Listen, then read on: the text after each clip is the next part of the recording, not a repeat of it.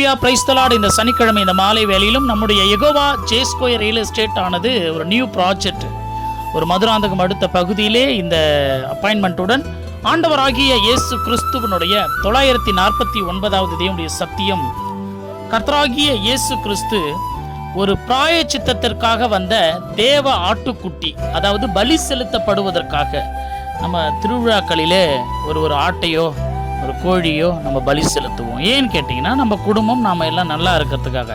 இதனுடைய வழிமுறைகள் என்ன, யார் சொன்னது, இது எந்த தெய்வம் சொன்னார், இதெல்லாம் எதுவுமே உங்களுக்கு தெரியறது கிடையாது. இது எல்லாம் தேவனாகிய கர்த்தர் இந்த பூமியில் பைபிளில் சொல்லப்பட்டது தான். அதை தான் இந்த உலகத்தில் தெய்வம் யாருன்னு தெரியாமல் நீங்கள் அதை தொடர்ந்து ஃபாலோ பண்ணிட்டு வரீங்க. இருந்தாலும் அதனுடைய சட்டதிட்டங்கள் தேவனாகிய கர்த்தரால் கொடுக்கப்பட்டது. ஏசாயா 53வது அதிகாரம் 7வது வசனத்தில், அவர் நெருக்கப்பட்டும் ஒடுக்கப்பட்டும் இருந்தார், ஆனாலும் வாய் திறக்கவில்லை, சத்தமிடாது இருக்கக்கூடிய ஆட்டை போல. இப்போ வந்து திருவிழாக்களில் நம்ம ஆடுகளை கூட அப்படியே அந்த ரத்தத்தை சிந்துவதற்கு, அதை பலி செலுத்தப்படுவதற்கு முன்னாக ஒருத்தர் தலைப்பகுதியும் கால் பகுதியும் கட்டிட்டு இழுத்து பிடிச்சி அதை பலியிட்டு அந்த ரத்தத்தை சிந்தப்படுவார்கள். ஏன் சிந்துது? ரத்தம் சிந்துதல் இல்லாமல் பாவ மன்னிப்பு கிடையாது என்பதை ஆண்டவராகிய தெய்வம் தான் சொல்லி கொடுத்தார். இது சொல்லி கொடுத்த தெய்வத்தை விட்டுட்டு எதையும் நம்ம வணங்கி கொண்டிருக்கிறோம், அது வேற விஷயம்.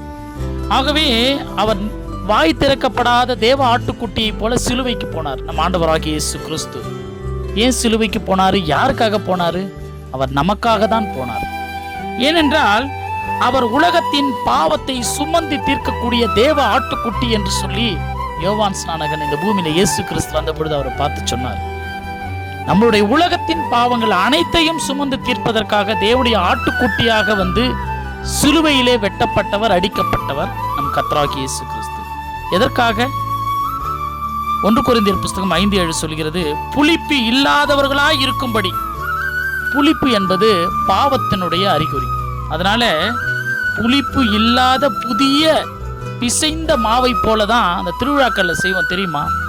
புதிதாக ஒரு அந்த அரிசியை அரைத்து அதில் மாவை செஞ்சு அந்த திருவிழாக்களில் புளிப்பில்லாமல் அந்த கூழோடு சேர்ந்து அந்த மாவுகளை வைத்து அந்த திருவிழா டைமில் செய்வாங்க. ஏன், எதுக்காக செய்கிறீங்க? யாருக்காவது தெரியுமா? எல்லாம் என் தேவன் கற்றுக் கொடுத்தது. ஆனால் அந்த தெய்வத்தை யார் என்றே தெரியாமல் அந்த சடங்குகளை மட்டுமே நீங்கள் இன்றைய வரைக்கும் கை கொண்டு வரீங்க. ஆகவே குற்றம் இல்லாத மாசற்ற ஆட்டுக்குட்டி, அது இயேசு கிறிஸ்துவின் விலையேறப்பட்ட இரத்தத்தினால் நீங்கள் மீட்கப்பட்டீர்கள் என்பதற்கு அடையாளம். அது அடையாளம். அந்த அடையாளத்தெல்லாம் நம்ம செய்கிறோம்.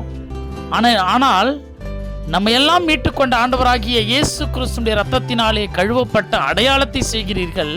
ஆடுகளை வெட்டி இரத்தத்தை சிந்தி உங்களுடைய பாவத்தை மன்னித்துக் கொள்ளுகிறீர்கள். ஆனாலும் அது நிழலானது, அது மாதிரியானது. இயேசு கிறிஸ்து அந்த ஆட்டுக்கு பதிலாக தானே வந்து நம்முடைய பாவங்களுக்காக அவர் சிலுவையில் அடிக்கப்பட்டு சொந்த இரத்தத்தை, குற்றமில்லாத இரத்தத்தை நமக்காக சிந்தினாரே.